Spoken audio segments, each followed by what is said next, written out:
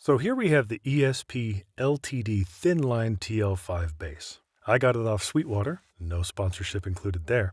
Oh, and I probably shouldn't have my Mountain Dew in the shot.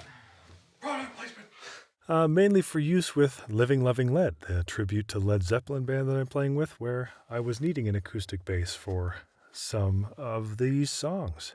It's a 5-string, chambered, acoustic, semi-acoustic bass.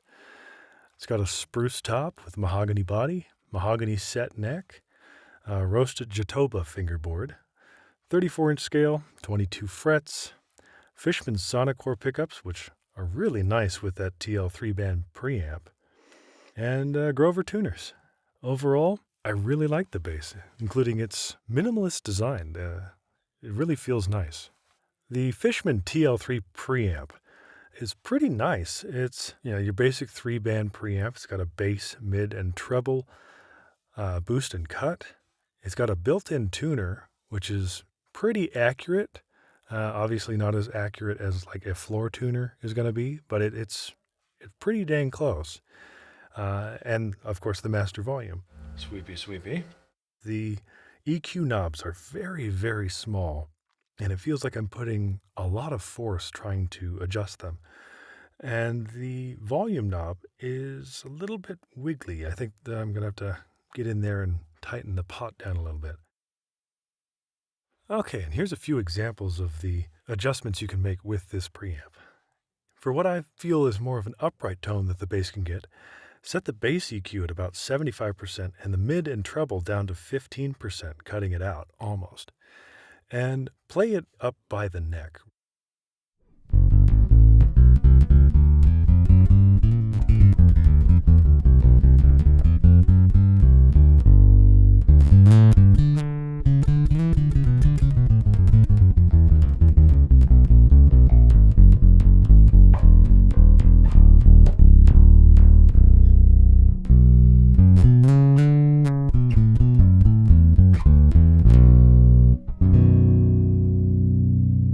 Secondly, because it's just fun, and this bass can do it, put the bass at about 60, the treble at about 60, and roll the mids off to about 15 for a nice smiley face EQ, and this thing slaps with the best of them.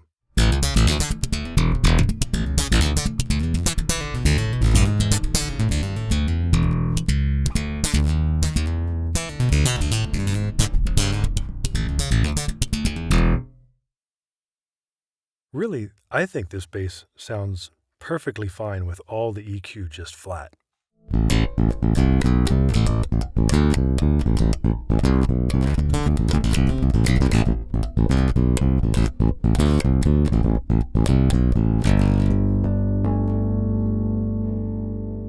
And a last little fun one, boost the mids just a tiny bit, play close to the bridge, and it really sings out the harmonics.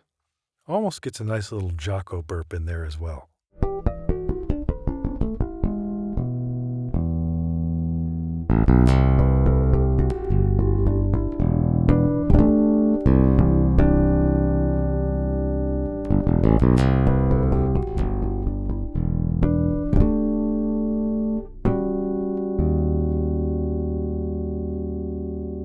So an extra fun little thing that this bass does, the pickup in it is so very sensitive to where you play in position on your right hand that you can almost get kind of a light wah effect just by adjusting where you pluck the string very quickly.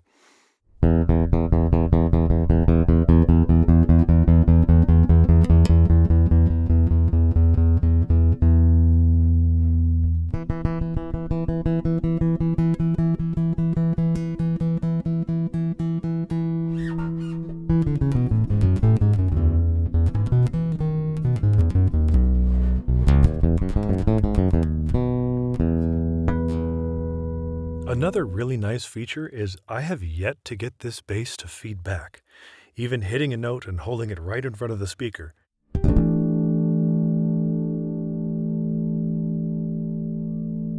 It doesn't feed back, as where any other acoustic bass or acoustic bass guitar would just be singing its praises all day as your ears bleed. As somebody who's used to very boutique instruments, playing mainly Benaventes or classic Tobias or high-end instruments, for a mass-produced instrument, this thing is exceedingly nice. I enjoy playing it. Even out of the box, it was very nice. I only had to adjust a few little things. The body design is extremely iconic, but simplistic in its own nature. It's very minimalist, as I said earlier. The small little open hole for the hollow body feature is very, very eye-catching, and I like it quite a bit. Overall, the bass is very comfortable to play. Its thin body makes it very easy to play standing or sitting. The input jack is a little bit tight, as you can see here. Overall, I really like it. For about $800, this is a really good buy. The couple things that I would change if I could, the Grover tuners are really nice, but they do seem to be too heavy and tends to make the bass want to neck dive a little bit. Maybe upgrading those to some ultralight tuners fairly soon. And the inlays. The inlays are very small in that fretboard, but very good looking. The one thing I would say I would add that would make the bass have a little bit more pizzazz to it is down at the bridge, there are two dowels that I'm assuming hold the bridge to the body. I think it would tie everything together and just look really classy if those were topped with the same abalone inlays that the neck had. I don't know if I could possibly add that in future and have a luthier do it, but I just think it would look really good. But overall, if I were to have to put this on a, 1 to 10 scale, 1 being the worst bass I've ever touched and 10 being a Federa, I guess, I'd put this comfortably at like a 6.57. This thing is really nice for a mass-produced, more economy-level, fancy bass. I really like it.